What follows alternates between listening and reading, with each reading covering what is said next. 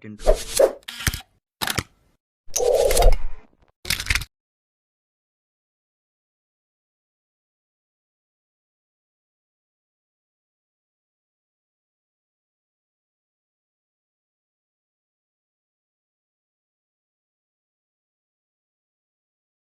Assalamualaikum warahmatullahi wabarakatuh. Waalaikumsalam warahmatullahi wabarakatuh. Bagaimana kabar kalian hari ini anak-anak? Alhamdulillah baik Bu, Pak. Alhamdulillah, semoga senantiasa kita dalam lindungan Allah SWT. Amin. Nah, sebelum kita masuk pembelajaran hari ini, marilah kita berdoa terlebih dahulu agar pembelajaran kita hari ini dapat berjalan dengan lancar dan mendapatkan ilmu yang manfaat dan barokah. Ayo, ketua kelas dipimpin doanya. Berdoa mulai. Berdoa selesai. Apakah hari ini semuanya masuk semua, dari laki-laki maupun perempuan? Masuk semua Bu, Pak. Bagus kalau masuk semua, alhamdulillah. Nah, sebelum kita masuk ke materi ataupun bahasan pada hari ini, kita akan mengulas sedikit materi di minggu yang lalu tentang dakwah Rasulullah di periode Mekah. Siapa saja nih yang masih ingat materi minggu lalu? Apa saja poin-poin di dalamnya? Apakah ada yang masih ingat? Tunjuk jari. Ya, Ahmad Hafid. Lupa Pak. Walah, bagaimana bisa lupa ini? Ya, yang pertama adalah dakwah Rasulullah secara sembunyi-sembunyi. Nah, setelah dakwah Rasulullah secara sembunyi-sembunyi, lalu dakwah secara terang-terangan. Dan poin yang terakhir ada apa? Ayo. Ya, Sofa, coba. Nggak tahu Pak. Banyak main game ini. Di poin yang terakhir ialah ada ibroh dari dakwah Rasulullah, yang artinya yaitu pelajaran yang dapat kita ambil dari dakwah Rasulullah SAW. Baik, kita masuk ke pembahasan selanjutnya, yaitu materi kita hari ini tentang strategi dakwah Rasulullah di periode Madinah. Nah, sebelum kita mulai, Bapak pengen kalian buka buku catatan kalian masing-masing. Minggu lalu kita kan sudah membuat kelompok. Nah, masih ingat kelompoknya masing-masing? Masih Pak. Ya, jadi nanti di akhir penyampaian materi, Bapak ingin perwakilan dari masing-masing kelompok mempresentasikan tugas yang kemarin Bapak berikan. Baik, sekarang kita masuk di pembahasan. Di sini pembahasan pertama kita menjelaskan tentang hijrah. Kenapa sih tentang hijrah? Karena sebelum Rasulullah SAW berdakwah di Madinah, beliau berdakwah di Makkah. Namun dakwah beliau tidak berkembang atau masih belum mendapatkan hasil yang memuaskan. Dikarenakan apa? Ada yang tahu? Gak tahu Pak. Ya, dikarenakan adanya penolakan dari kaum kafir Quraisy. Namun selain karena hal itu, adanya juga perintah Allah yang menyuruh Rasul untuk berhijrah, sehingga berhijrahlah Rasul SAW ke Madinah. Dan hijrah yang dilakukan Rasulullah ini menjadi hijrah sebagai pengakhiran periode Mekah dan menjadi pengawalan periode Madinah. Dan ini menjadikan titik balik kehidupan Rasulullah SAW. Jadi dapat dikatakan hijrah ini sebagai proses berpindah yang dianggap sebagai suatu ibadah yang bernilai pahala yang sangat tinggi. Dalam Al-Quran pun Allah Subhanahu wa Ta'ala telah menjelaskan tentang kemuliaan ibadah ini dan menjanjikan ganjaran yang berlipat ganda bagi mereka yang mau berhijrah. Maka dari itu, bagi kita yang masih mempunyai akhlak ataupun adab yang kurang baik, marilah kita berhijrah untuk memperbaiki itu semua. Nah, selanjutnya ada pula faktor internal dan yang kedua yaitu eksternal.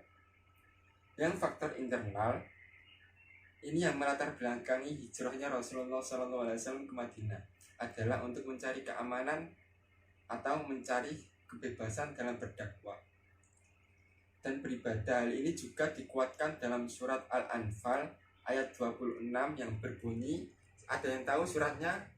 Ya, coba di bacakan suratnya beserta arti. Bismillahirrahmanirrahim. Wattaqu fitnatan la tusibannal ladzina zalamu minkum khassah wa'lamu annallaha sadidul iqab. Shadaqallahul adzim. Coba bacakan artinya. Dan peliharalah dirimu dari siksaan yang tidak hanya menimpa orang-orang yang zalim saja di antara kamu. Ketahuilah bahwa Allah sangat keras siksanya. Nah, jadi sudah jelas ayat tersebut bahwa Allah akan memberikan pertolongan, memberikan tempat untuk menetap, yaitu Madinah, dan memberikan kekuatan bagi kita dengan pertolongan Allah Subhanahu wa Ta'ala. Nah, di faktor yang kedua ini, yang faktor kedua eksternal. Di faktor eksternal ini melatar belakangi hijrahnya Rasulullah Shallallahu Alaihi Wasallam ke Madinah, yaitu untuk menyelamatkan diri dan umat Islam dari apa? Ada yang tahu? Tidak tahu Ya, Pak. dari tekanan, ancaman ataupun kekerasan dari kaum kafir Quraisy. Jadi saat Rasulullah berdakwah di Mekah, Rasulullah dan umat Islam selalu mendapatkan ancaman dan kekerasan dari kafir Quraisy. Dan selain itu juga yang menjadi hal hijrahnya Rasulullah SAW ke Madinah, karena adanya ajakan dari suku Aus dan Hujrat. Selanjutnya ada pun strategi dakwah Rasulullah saat di Madinah. Namun Rasulullah melakukan strategi tersebut. Rasulullah mempunyai pokok-pokok pikiran yang dijadikan sebagai strategi dakwah Rasulullah. Nah, pokok-pokok pikiran yang pertama yaitu berdakwah pada diri sendiri. Artinya, sebelum kita mengajak orang lain untuk mempercayai kebenaran Islam dan mengamalkan ajarannya, sebelumnya orang berdakwah itu harus percaya akan kebenaran Islam itu sendiri dan mampu mengamalkan ajarannya. Bagaimana mungkin orang lain mau mempercayai atau mengikuti apa yang kita bicarakan, sedangkan kita sendiri tidak yakin apa kebenaran Islam itu sendiri? Maka dari itu berdakwah harus dimulai dari kita sendiri. Nah, pokok pikiran yang kedua yaitu cara melakukan dakwah harus sesuai dengan petunjuk Allah. Jadi jangan sembarangan asal ceplas-ceplos menyampaikan dakwah yang tidak tahu asal usulnya. Jadi harus sesuai dengan petunjuk Allah. Hal ini juga dikuatkan dalam surat An-Nahl ayat 125 yang berbunyi, siapa yang tahu, siapa yang mau membacakan ayat An-Nahl ayat 125? Ayo Ya Pak. coba bacakan. Bismillahirrahmanirrahim. Ud'u ila sabili rabbika bil hikmati wal mau'izatil hasanati wajadiluhum billati hiya ahsan. Inna rabbaka huwa a'lamu biman dhalla an sabilihi wa huwa a'lamu bil muhtadin. Coba bacakan artinya. Artinya, serulah manusia kepada jalan Tuhanmu dengan hikmah dan pengajaran yang baik, dan berdebatlah dengan mereka dengan cara yang baik. Sesungguhnya Tuhanmu, dialah yang lebih mengetahui siapa yang sesat dari jalannya, dan dialah yang lebih mengetahui siapa yang mendapat petunjuk. Nah, jadi seperti itulah ayat yang menguatkan tentang cara berdakwah harus sesuai dengan petunjuk Allah Subhanahu wa Ta'ala.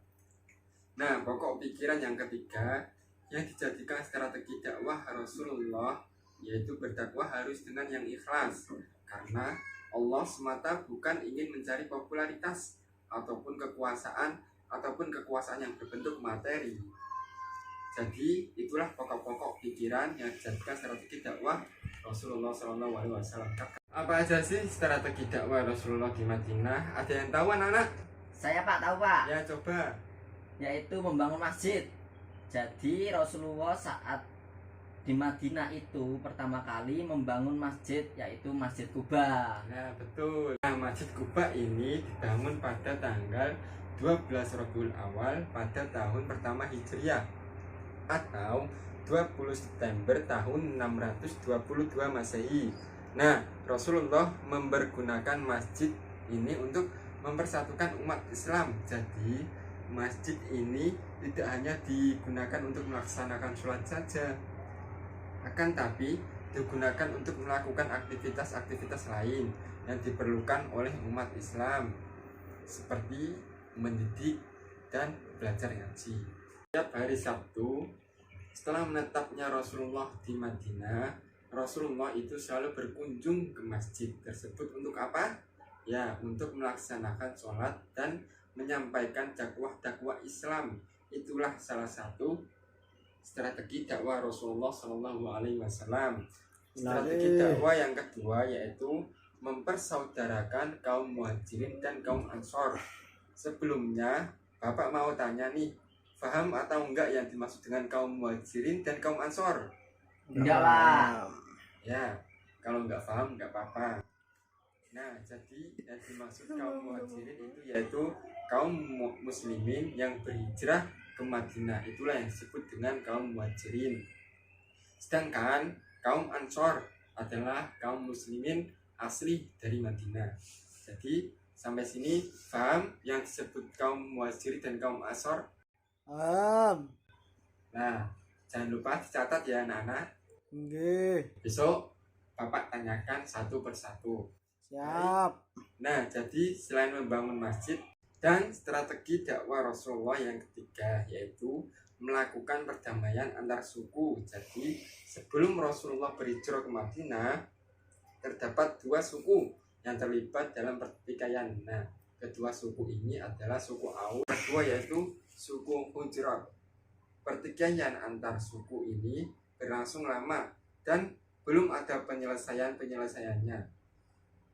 Dan ketika Rasulullah hijrah ke Madinah, barulah pertikaian kedua suku dapat dikikis oleh Rasulullah Shallallahu Alaihi Wasallam.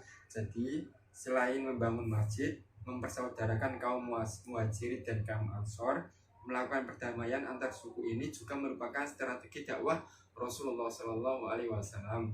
Karena jika kedua suku ini masih terlihat bertikai, mereka akan sulit menerima dakwah Rasulullah SAW untuk mengalahkan lawan. Itulah yang menjadikan Rasulullah SAW menyusun strategi ini agar kedua suku tersebut dapat menerima dakwah Rasulullah dalam keadaan damai. Amin.